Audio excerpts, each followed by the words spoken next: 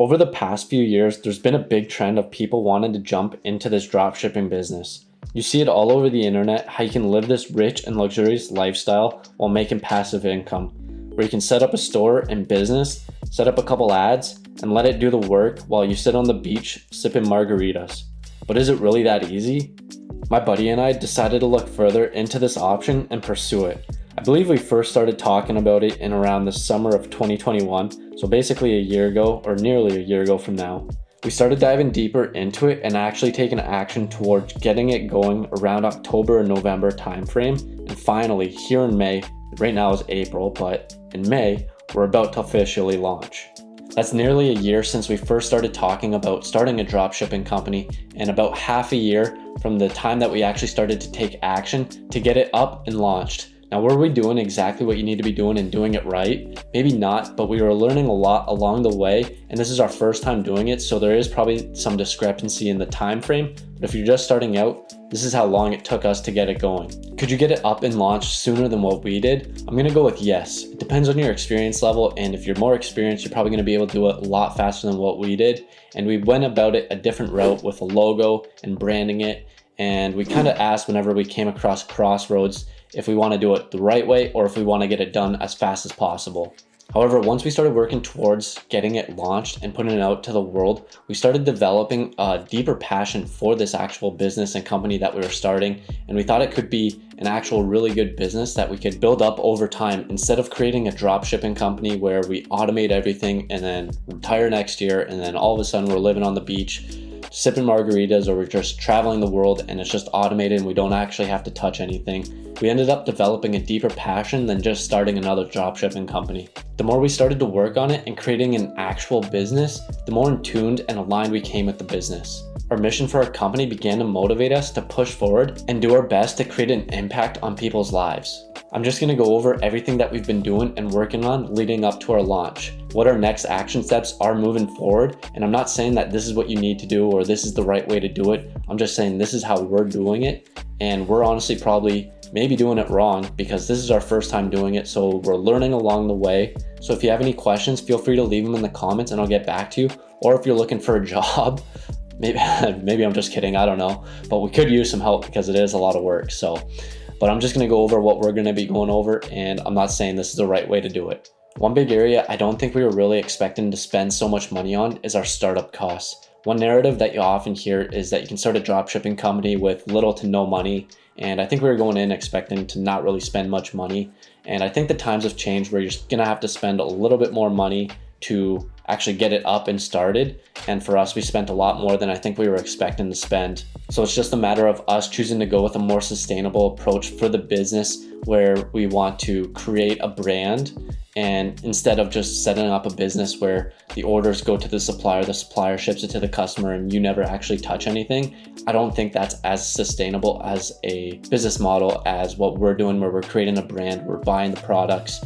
And I think that's just where a lot more of our initial startup costs are coming from with the MOQs. However, with us, we did want to start out with a couple different products on our store and on our website, where you hear a lot of the times that you can just start with one product, see if it works, test the market, and then go from there. Where we wanted to take a different approach. Instead of having the one product on our store, we wanted to have a couple different ones, create a brand out of it, so you can get away with a lower starting cost. It just depends on your MOQs and what your product is, because one of our products costed probably the starting cost of what you could get away with. So it just depends on the product that you choose and the MOQ for it. One common notion that you hear with dropshipping is that you don't actually have to do anything, where you set up your store, you get customers, they buy your products, goes to the supplier ships it to the customers. You don't have to touch anything. You just collect your profits. Now, there is the possibility of you doing that, where you set up your website, you set up AliExpress, set up Oberlo, and the supplier just gets the invoice. They ship the product to the customer. You don't actually have to do anything. But from what we saw, and I think the times are changing, where if you want to build a sustainable business, you want to build a brand, and that's the route that we went. And with building a brand, I'm not sure if we're just doing it wrong, but from what we're seeing is that it's no longer drop shipping, unless you do have the startup capital to start out with a 3PL, ship all your products there, have them do everything. We don't necessarily have that startup capital, so we ended up shipping the products to ourselves. So now we have to do the packaging. Once we do the packaging, we bring that product to the shipping company, and then it kind of takes away the drop shipping aspect of not even touching the product. But the way we see it is that we're building a sustainable company where it's not just a one-off product and maybe it's a fad. We're trying to build a sustainable business, and maybe once we do get to the amount of orders we want on a daily basis, we can hire a 3PL and go through them. But until then, we're going to be packaging, shipping, and doing all that stuff, so it's no longer a drop shipping company. But with us doing that, we realized a couple cool things that we are able to do with it, and that's our packaging.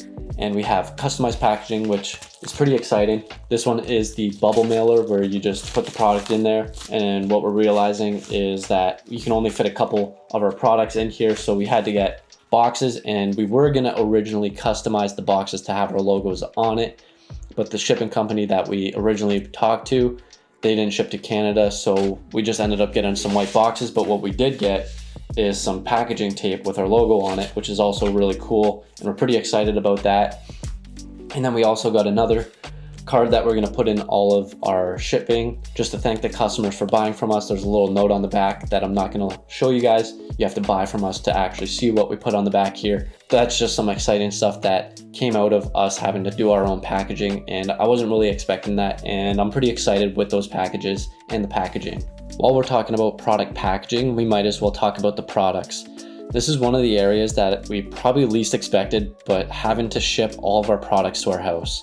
Currently using the basement as our warehouse. This is all of our products and packaging that we've received. As I said earlier, this is where the majority of our startup costs have come from, just our MOQs, as we didn't want to start out with one product store, as I mentioned, even though that might have been the smarter thing to do, just to test the product, test the market, see if there is that viable product there, and then build off that. But we did choose to go with a couple more products to give us a little bit more flexibility with the website and the promotions that we plan on running.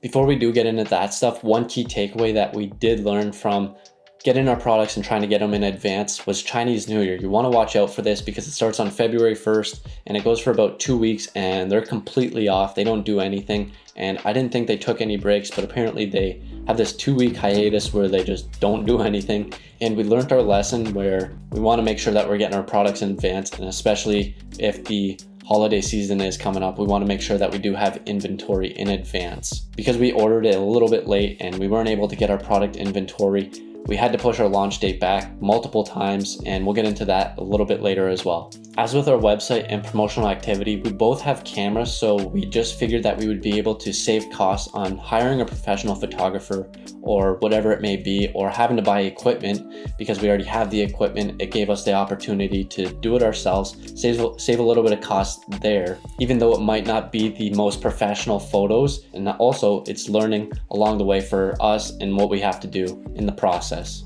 So pretty much starting out, we're going to be doing the promotional photos, we're going to be doing the photos that will be going on our website for our products, and just any other photos that are going to be on the website or on social media. And one aspect that I did want to go about with our photos and our promotional activity is having lifestyle photos where we just go out on the streets with our products and just kind of show them off there, where it's just like actually in action, instead of just having it set on the stage, like say on a piece of paper, and then you just put a couple different surroundings around it, where it's actually on the street or in the shop or wherever it may be. It's just a little bit different and shows that we're not just another dropshipping company that has all these stock photos, say from the supplier. We got actual decent photos from ourselves. It gives us a little bit more variety and makes us look a little bit more human as a brand. Unfortunately, while we're launching, it's during the winter months, the cold months, and we wanted to do these lifestyle photo shoots, and we chose some of the coldest days in winter. I think one of the days was -20.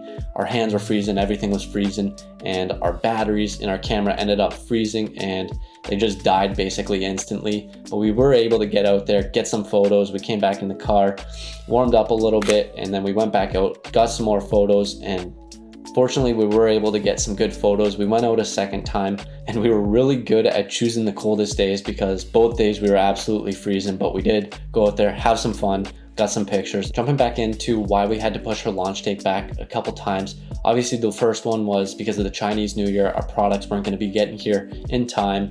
And the second one being, we wanted to drive hype for our company and our business with some social media, getting the website done, making sure that's all good, and just creating some ads to drive hype to our brand and just create a little bit of awareness. So when we do initially launch, we do have a little bit of traction going into it and we're not starting from scratch. So that's just a couple different reasons why we decided to push our launch date back a couple times. The first few ads that we decided to run weren't technically ads, they were just boosted posts to try and drive some brand awareness and potentially get some people following us.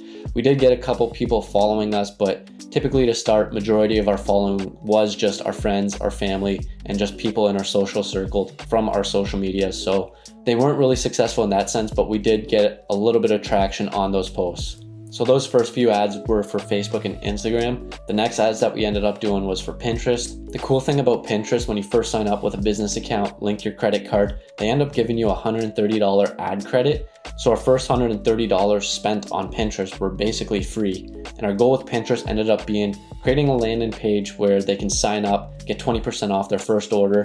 And it did all right. We did get a couple signups, but definitely not as many as that we anticipated or wanted or hoped for, but we did get some traction there. We got some people following, and I don't think it necessarily hurt us as it was $130 for free. So we basically got our brand out. I think we had around 80,000 impressions or reach. So 80,000 impressions for free, basically. You can't really argue with that. Since we weren't really getting the traction that we wanted and the amount of email signups that we wanted, I came up with this brilliant idea that probably wasn't so brilliant of creating a Facebook ad on April Fools saying, hey, we're live, come buy our stuff, get 20% off your first order.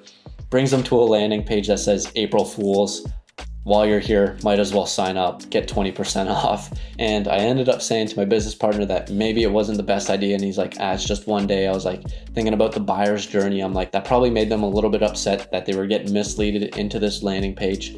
We got, I think, about 150 views to the landing page, no signups. So I'm gonna say it was an L, and it didn't go as well as I thought it would. But the promising news out of that is that we had a really good click-through rate, and the amount that we spent per click was actually really low. We got a lot of views to our website. So it is promising to see that our products are wanting to get some traction and people will actually go to our website. So when we do launch, I think it will be good, because this kind of translates to that, where if we're actually live, maybe those clicks will actually translate into actually people buying our products. Depending on when I'm able to get this video out and when you're watching this, we are currently running a giveaway ad, and today was the first day that it was actually launched, and I was just looking at it right before this, and we were actually having some really good results. I think our form submission rate was at 60%, I think, or 30.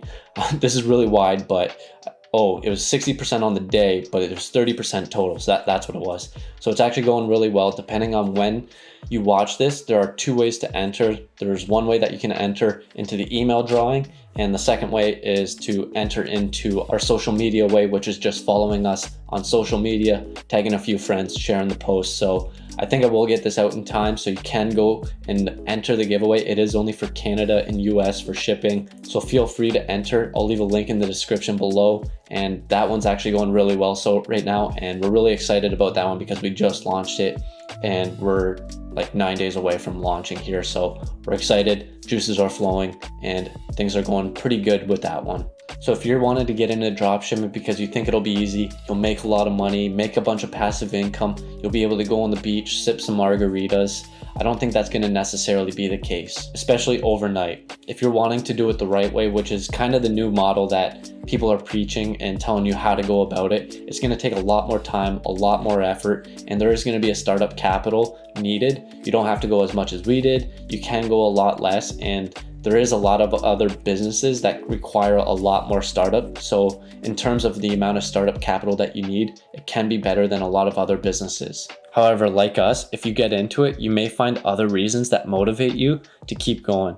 It's fun, and you realize that you can try and create an impact on a community, that it becomes more than trying to just earn passive income while you sit on the beach or do whatever you want. It's about owning your own business, working 7 days a week instead of 5, longer nights, early mornings, but it's fulfilling to you. To know that you're doing something that you want to be doing that can potentially change your life in the future and not doing something that you don't enjoy doing. There comes a reward with building something on your own and knowing all the hard work, time, and effort that you put into building it and get your business to where it's at today. Ever since I was young, I've always wanted to start my own business and be my own boss, and it's taken me this long to finally take the leap and pursue it. I can't say that I'm successful yet, but I'm taking one step in the direction that I want to be going, which is working for myself. The way I look at it is if something doesn't go well or fails, that's on me. That's because I didn't put the time and the effort into learning it, or I just end up failing, and it's not on someone else, it's on me. Well, maybe it's on my business partner, but that's a different story and it's different from your standard job. If you've been like me and always wanted to start a business, take the leap. It's never going to be the perfect time, and like us, you don't know everything. You're gonna have to learn along the way. Work a full-time job like us to fund your business, or else you may never take the leap. Follow along the way, learn from those failures, and keep pushing forward. I hope you enjoyed this. If you want, you can follow our business on Instagram and Facebook. We have TikTok. You can follow us on there. We haven't been posting much on there. Need to get better at that, but you can follow us there. It's Nuevo Co. It's funny how we actually got that. We wanted Nuevo, and then we went to the URL nuevo.com, and then we were like, hey, can we get this URL? We'll give you a couple $100 or something. And we're like, sorry, that's not really in our price range. We're looking for $100,000. We're like, okay. We're not going with that, and then we just ended up going with Nuevo Co. because all the Instagram, Facebook, TikTok, all those accounts were taking Nuevo, so it just kind of worked out Nuevo Co. for everything. So business is just Nuevo, but we went with Nuevo Co. because of the URL. So you can follow us on Instagram. You can also follow me on my personal Instagram. I post periodic updates about the business and just whatever else I'm doing. You don't have to if you don't want to, but you can follow me on there. And be sure to subscribe, as I'll post periodic updates about the business and how we're doing, and hopefully helpful nuggets along the way that we're learning in the process. I hope this video gave you some insight into the industry, how we're doing things, and maybe motivated you a little bit to actually go out there and take that leap. Thanks for watching, and I hope you have a great day.